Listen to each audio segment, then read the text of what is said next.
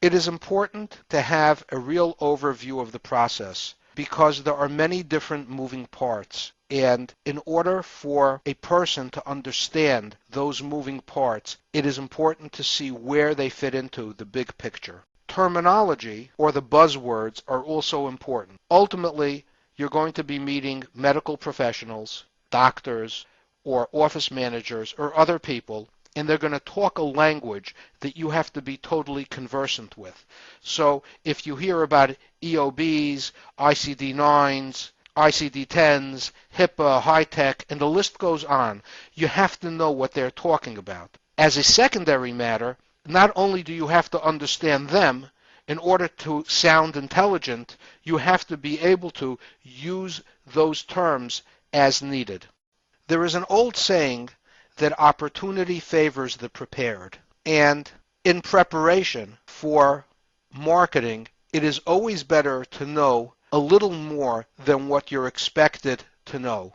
It helps in terms of having confidence in yourself, and it also helps so that if you're faced with a question, you're not caught off guard. You will not know everything, but you will know enough that if faced with a question that you don't know the answer to, it will be at a level where you can say, let me get back to you so that I can be sure. When you sell medical billing, it's not an interrogation process.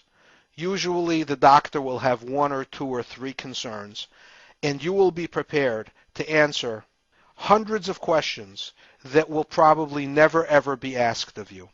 It is also important that you understand enough about the process so that you know that you're offering a real value proposition. Whether it be in the context of medical billing or any other area in your life where you are trying to sell a product or service. I would go so far as to say even areas in which you're trying to influence someone at any level, you should be able to explain to those people why what you are suggesting is good for them. The nice buzzword for that is a value proposition. But it is very difficult to influence people or to sell or market any product or service by telling people what's in it for you. They want to hear what's in it for them.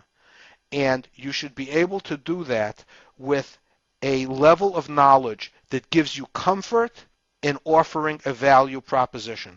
Most people who are contemplating involvement in medical billing, if they're real salespeople, try to jump the gun a little bit and start speaking to contacts of theirs. If maybe they could see, could they get an appointment? They know they're not ready yet, but they figure by the time they get the appointment, they will probably be up to speed. I caution you and ask you, don't contact anyone yet. The time to do it is when you understand the value proposition, when you can speak intelligently, when you are able to make a good first impression. I'm sure you've all heard the saying, it's very hard to make a second good impression.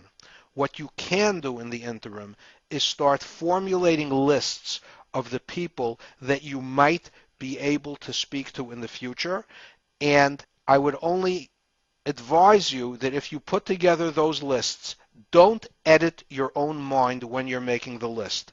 As you think to put down a name, and then there's another voice in the back of your head that says, no, I really shouldn't because. Forget about the I really shouldn't because.